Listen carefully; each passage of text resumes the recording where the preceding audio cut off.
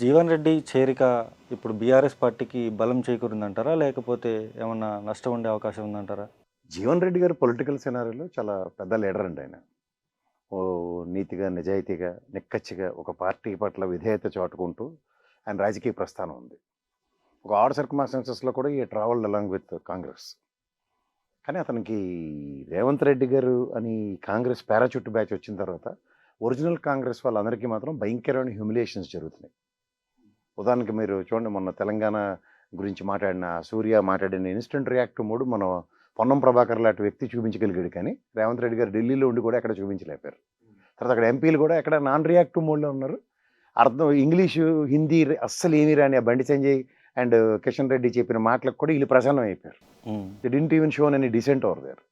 So ఇవన్నీ మనం గమనిస్తున్నప్పుడు ఏమవుతుందంటే, నెక్కచ్చిగా నెటారుగా నిలబడే కాంగ్రెస్ వీరులు నాయకులు ఎక్కడున్నారని ఎదుర్కొనే పరిస్థితిలో ఉన్న జీవన్ రెడ్డి గారు లాంటి వ్యక్తిని కూడా కోల్పోయి, ఉదాహరణకు ఉత్తమ్ కుమార్ రెడ్డి గారు కానీ, లేకపోతే కోమటిరెడ్డి బ్రదర్స్ కానీ, లేకపోతే మా బట్టి విక్రమార్కన్న కానీ, అలాగే ఆయన దామోదర్ రాజనరసింహ గారు, నాకు ఎప్పుడు తెలిసినంత వరకు ఈ తెలంగాణ పోరాటంలో తృణప్రాయంగా ఉప ముఖ్యమంత్రి పదవిని వదిలి రాష్ట్రం ఇస్తేనే కానీ రాను అని చెప్పి కూర్చున్న దామోదర్ రాజనరసింహ నాకు ఎప్పుడు మంచి వ్యక్తి కింద కనబడుతుంటాడు ఆయన. అలాంటి వాళ్ళు ఎవరికి నోర్లు పడిపోయో తెలియదు, అసలు మాటలే రావట్లేదు ఎవరికి. ఈయన ఎంతసేపు రేవంత్ రెడ్డి గారు నిన్న సభలో కనుక, లేకపోతే కాళేశ్వరం ఏటి చూసి నాకు అర్థం కాదు. ఒక ప్రాజెక్ట్ రిపోర్ట్ డిపిఆర్ ఇచ్చారు, దాంట్లో ఏం చేయాలన్న దాని మీద కార్యాచరణ ఉంది. 2 రోజులకోసారి 3 రోజులకోసారి ఒకసారి ఉత్తమ్ కుమార్ రెడ్డి గారు వెళ్ళడం, తర్వాత రేవంత్ రెడ్డి గారు వెళ్ళడం, అలా ఇదే పని పాటు లేకుండా ఇలా ఆలయాలు గుళ్ళు ఈ బీజేపీ ఎజెండా పట్టుకుని ఈయనెందుకు తిరుగుతున్నాడు నాకు అర్థం కావట్లేదు. ఈ గుళ్ళు గోపురాల ఎజెండా అలా బీజేపీ వాడితే ఉంటుంది. అందులో కూడా నెక్కచ్చైన హిందువుగా రాజాసింగ్ లెటోడు ఏమైనా చేస్తే కూడా వాళ్ళకి నచ్చదు. మళ్ళీ కన్వర్టెడ్ హిందూ స్ట్రాటజీతోనే చెయ్యాలి, అంటే రేవంత్ రెడ్డి గారి లాగా. సో ఇవన్నీ గమనిస్తుంటే అసలు ఆయన ఎక్కడైనా మైక్ దొరికితే ఫ్రస్ట్రేషన్ పీక్స్కి వెళ్ళిపోయి ఉన్నారు రేవంత్ రెడ్డి గారు. ఆయన ఒక స్థాయిలో అసలు చాలామందికి పొలిటికల్ సినారీలో as set an example. Yes, అసలు క్యాబినెట్ మంత్రి కూడా కాకుండా ముఖ్యమంత్రి ఎలా వచ్చారన్న దానికి రాహుల్ గాంధీ లాంటి కూడా పెద్ద గుణపాఠం కింద ఉండాలి. నేను క్యాబినెట్ అది చేయకపోయినా నా నిర్ణయాలు బట్టి ఉన్నా, నేను ప్రధానమంత్రి అయ్యే ఎబిలిటీ మా రేవంత్ రెడ్డి త్రూగా నేను నేర్చుకున్నానని చెప్తాడేమో అని, ఇలాంటి వైబ్రేషన్స్ ఏమైనా క్రియేట్ చేస్తారేమో అని నేను చూస్తూ ఉంటుంది. ఎంతసేపు మూటలెట్టుకెళ్ళి ఆ ముసలోళ్ళకి ఇవ్వడం పోతే తెల్లారిపోతుంది. అసలు ఒరిజినల్గా ఈ తెలంగాణ సమాజానికి ఒక ఆత్మాభిమానం, ఆత్మగౌరవం, ఏ నీళ్లు నిధులు నియామకాలతో మన రాష్ట్రం ఏర్పడిందో వీటి మీద ఎక్కడా ఫోకసే లేదు. మీరు కావాలంటే చూడండి, తెలంగాణ రాష్ట్రం ఏర్పడింది నుంచి ఈ రోజు దాకా ఇంత కరెంటు కోతలు కానీ, ఇంత నీటి ఎద్దడి కానీ, ఇంత తీవ్రమైన మానసిక సంఘర్షణలు కానీ ఎప్పుడైనా అనుభవించామా? ఉద్యమ నేపథ్యంలో కూడా మనం ఎప్పుడు అనుభవించలే. సో ఇవన్నీ మనం గమనిస్తుంటే ఇది దేనికైనా ఒక యాడస్టిక్ ఏంటంటే, ఎవడైనా డబ్బులు ఇస్తే సరిపోద్ది అన్న దగ్గర ఆ ముస్లిం కాంగ్రెస్ వాళ్ళు బుద్ధి జ్ఞానం లేకుండా ప్రవర్తిస్తున్న తీరికి రేవంత్ రెడ్డి గారు తప్ప ఏ మొగుడు లేనప్పుడు అక్క మొగుడు దిక్కన్నట్టు ఈయన తప్ప ఇంకో దిక్కుదేవం లేకుండా పోయింది ఆ పార్టీకి. సంచేత ఏంటంటే, సగానికి పైగా పారాచూట్ వేసుకుని వేరే పార్టీల నుంచి వచ్చిన వాళ్ళు సైద్ధాంతికంగా విభేదిస్తున్న కాంగ్రెస్ని ఇవాళ మా ఓన్ చేసుకునే పరిస్థితుల్లో ఉన్న వాళ్ళ దగ్గర ఈ జీవన్ రెడ్డి లాంటి వాళ్ళు ఖచ్చితంగా ఎమ్మడలేక బయటికి వెళ్ళారు. అసలు మీరు అబ్జర్వ్ చేస్తే పారాచూట్ వేసుకుని వచ్చిన వాళ్ళ మీద ఉన్న శ్రద్ధ, నెక్కచ్చిగా నెటారుగా నిలబడి పనిచేస్తున్న వాళ్ళ గురించి అసలు ఎక్కడికి లేదు. ఆయన మీరు ఈ కన్సర్న్ చూస్తే కూడా మొన్న జరిగిన ఎలక్షన్స్లో కూడా ఆయన నిజాయితీ ఆయన చూపించుకున్నాడు. ఆయన చేయవలసిన పని ఆయన చేశాడు. కానీ ఒక కాంగ్రెస్ అధిష్టానం కానీ ఎవరైనా సరే ఆయనకి ఎక్కడైనా సముచిత న్యాయం చేస్తారేమో అని చూస్తే తీసుకెళ్ళి ఆలేదాన్నే పెడితే నేను మరి ఎవరికైనా ఉండదు. ఇప్పుడు సార్, నిన్న మాజీ సీఎం కేసీఆర్ కూడా సభలో క్లియర్గా మాట్లాడినారు. ఏంటంటే మోటార్లకి మీటర్లు పెడతారు, వీళ్ళు సంతకాలు చేసి వచ్చారని చెప్పేసి మాట్లాడుతున్నారు. ఈ మోటార్లకి మీటర్లు ఇదేంటి సార్ అసలు? సార్ మీకు వెనక్కి వెళ్ళి ముందుకు వెళ్ళాలి సార్. రాజకీయాల్లో గతంలో ఈ ఎన్డీఏ తలా తోకలేని దిక్కుమాల నిర్ణయాలన్నిటికీ చిన్న చిన్న రాష్ట్రాలన్నింటినీ కబలించేసే నేపథ్యంలో ఈ జస్ట్ ఈ రిలయన్స్ వాడితో సావాసం చేస్తే గుజరాత్ వాళ్ళ సేవాసం ఎలా ఉంటుందో తెలుసు కదా. ప్రీపెయిడ్ కార్డ్స్ మన చెడ్డ గారు మాట్లాడింది అదే కదా. మన దగ్గర ముందే డబ్బులు దొబ్బేసి మన దగ్గర నుంచి లేదా మనకి సేవలు అందిస్తున్నట్టుగా బిల్డప్లు. అలాగే ఎలక్ట్రికల్ మీటర్స్ కూడా పెడితే ముందు మనం డబ్బులు కట్టుకుని చేస్తే ఆ డబ్బులు వినియోగించుకొని టక్కన మనం చెప్పక్కర్లే ఆడే కట్ చేస్తాడు. ఇప్పుడు మనకి ఓ 10-15 రోజులు లగ్జరీ ఉంటుంది. వచ్చి బాబు నీకు మీటర్ కట్ చేస్తామనో, లేదంటే నీకు బిల్లుకి పెనాల్టీ వేస్తామనో, ఇలాంటివి ఏమో లేకుండా అంటే ఆల్మోస్ట్ 45 డేస్ ఉన్న ప్రివిలేజ్ని కుదించేసి ముష్టి వల్ల మనం డబ్బులు కట్టుకుని రీఛార్జ్ అయితే కలెక్టర్ మాత్రం మనం వాడుకునే ఫెసిలిటీ ఉంటుంది. ఇప్పుడు ముంబై ఆ పరిసర ప్రాంతాలన్నీ అంతే.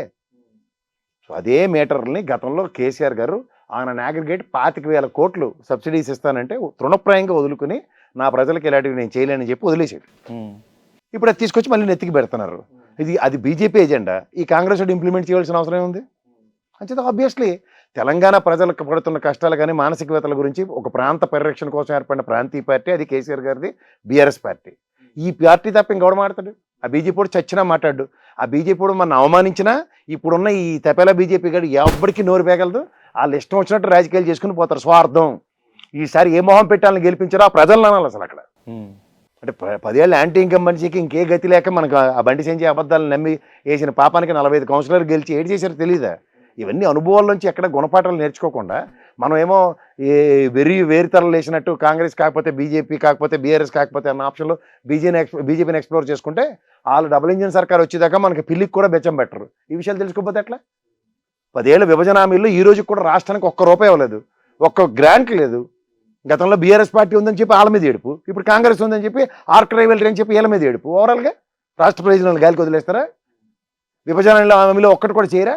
సో అంచేత ఇవన్నీ దృష్టిలో పెట్టుకుని కేసీఆర్ గారు నిన్న సభలో ఖచ్చితంగా ప్రజల యొక్క నాడి పట్టుకుని మాట్లాడే వ్యక్తి ఎవడంటే కేసీఆర్.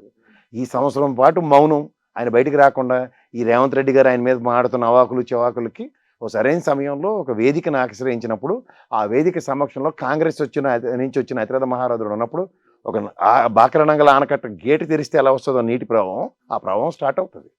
అది జీవన్ రెడ్డి గారితో స్టార్ట్ అయ్యి ఎక్కడెక్కడికి ఎన్ని తలలు మారుతాయి చూదురుగా మీరు.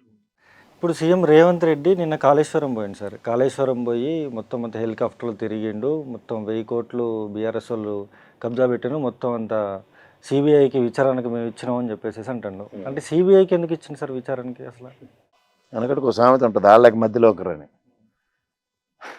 వచ్చిన కాడి నుంచి రేవంత్ రెడ్డి గారు ప్రభుత్వం స్థాపించిన మొదటి రోజు నుంచి కానీ వింటున్నాను నేను. కేటీఆర్ మీద ఏడుపు, కేసీఆర్ మీద ఏడుపు, హరీష్ రావు మీద ఏడుపు, అలో లక్ష్మణ ఏడ్చి లాస్ట్ కేటీ సాధిస్తాను. సిబిఐకి ఇచ్చుకుంటారా? ఎన్ని ఎంక్వైరీలు వేశారు? అది ఇవాళ రేపు వెరిడిక్ట్ ఉంది కోర్టుది. రేపు కోర్టు వెరిడిక్ట్ మీద సుప్రీంకోర్టుకి కూడా ఛాలెంజ్ చేయడానికి నేను హరీష్ రావు గారి బృందం ఢిల్లీ కూడా వెళ్ళి సాయంత్రం వెనక్కి వచ్చారు. చూద్దాం ఏమవుతుందో.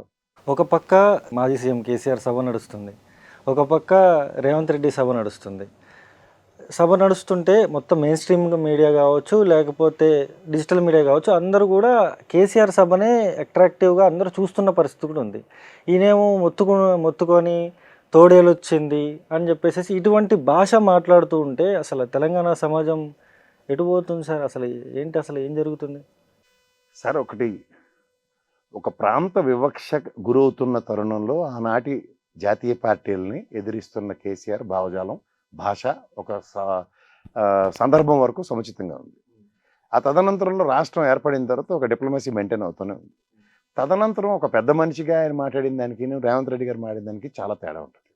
ఓవరాల్గా ఈ సినారియోలో నిన్న రేవంత్ రెడ్డి గారి ఆక్రోశం ఏంటంటే, చాలా రోజుల తర్వాత ఆయన సభ పెట్టుకుంటున్నాడు, దాన్ని డైవర్స్ చేయడానికి ఒక డైవర్షన్ పాలిటిక్స్ స్ట్రాటజీలో ఆయన కూడా సభ పెట్టాడు. కాళేశ్వరం వెళ్ళి ఆ ముక్తేశ్వర స్వామిని దర్శనం చేసుకున్నాడు. సాయంత్రం ఏమో రైతు బంధు ఏదో, ఆ మిగిలిన కాడికి చిలకో కొలకో ఏదో ఇచ్చేద్దాం అని చెప్పి ప్రజల నాడిని తన పక్క తిప్పుకోవడానికి చేసిన విశ్వ ప్రయత్నం అన్నప్పుడు కేసీఆర్ గారి ప్రసంగం కోసం మొత్తం తెలంగాణ సమాజం ఎదురు చూస్తుంది. ఎందుకంటే రాబోయే రోజులు ఇప్పుడు మన గడ్డి మనం తింటున్నాం.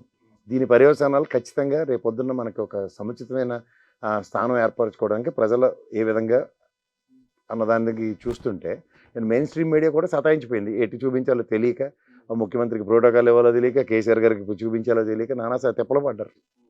ఈ మధ్యలో డిబేట్ టైం ఒకటి. సో అన్ని రకాలుగా ఆ తీవ్రతని ఓవరాల్గా అయితే కేసీఆర్ గారికి ఉన్నంత అటెన్షన్ రేవంత్ రెడ్డి గారికి అయితే లేదనే చెప్పాలా. రేవంత్ రెడ్డి గారి సభలో ఎంతసేపు ఆయన ఆక్రోశం కేసీఆర్ గారి మీద వెళ్ళబుచ్చుకోవడానికి మాత్రమే పరిమితమైంది. కానీ ఆయన కార్యాచరణ ఆయన దగ్గర తొక్కినార తీసేస్తాం, శాశ్వతంగా నేను ఇప్పుడు వచ్చిన పొజిషన్ సీట్లు కూడా నీకు ఇవ్వనేమో అంటే ఏంటి చేసి పట్టుకెళ్ళి 10 మందిని పట్టుకెళ్ళు, సాధించింది ఏంది? మీ స్పీకర్ ఒప్పుకోకుండా ఇంకా అట్టే ఉన్నారట, ఏంటి మళ్ళీ నా పక్క వచ్చారని చెప్పి ఎందుకు వచ్చింది ఇది? తీసుకెళ్తే కేసీఆర్లో తీసుకెళ్ళి 2వ రోజు ప్రమాణ స్వీకారం చేయించగలగాలి, తలసాని శ్రీనివాస్ యాదవ్ చేయించినట్టు. పని అది అవుద్దా అంటే నీ చేతిలో లేని పని అది. ఆ కాంగ్రెస్ ముసలిలో ఒప్పుకుంటాను కానీ నీతో కాదు. అవన్నీ తెలిసి కూడా ఎందుకు వచ్చింది చెప్పు. ఈ మాటకి నాకు కూడా కాదు, మా సీతాబాబు అన్న చెప్పిండు ఆ పాట. ఆఫ్టర్ ఆల్ మీ అందరం సీల్డ్ కవర్ బ్యాచ్. సో దీనికి సీల్డ్ కవర్కి ఓవర్ యాక్షన్ ఎందుకంటారు? ఇప్పుడు 10 మంది పార్టీ మారినటువంటి 10 మంది ఎమ్మెల్యేలు కూడా మళ్ళీ బీఆర్ఎస్లోకి రావాలి అని చెప్పేసి అనుకుంటా ఉన్నారని చెప్పేసి అంటున్నారు. ఒకవేళ మారతారంటారా మారంటారా సార్? ఏం చేస్తాడు దానం? నాకు ఎందుకు పదవి లేకపోతే అల్లడిపోతాడు. గతంలో ఆసిఫ్ నగర్లో గెలిచిన తర్వాత ఏమైంది? రాజశేఖర రెడ్డి గారు కనబడి మళ్ళీ మనసంతా నువ్వే అని పాటాడుకుని పోయాడు లేదా? తర్వాత ఆసిఫ్ నగర్లో నన్ను గీసి కూర్చోబెట్టారు. ఇప్పుడు అదే పరిస్థితి ఉంటుంది.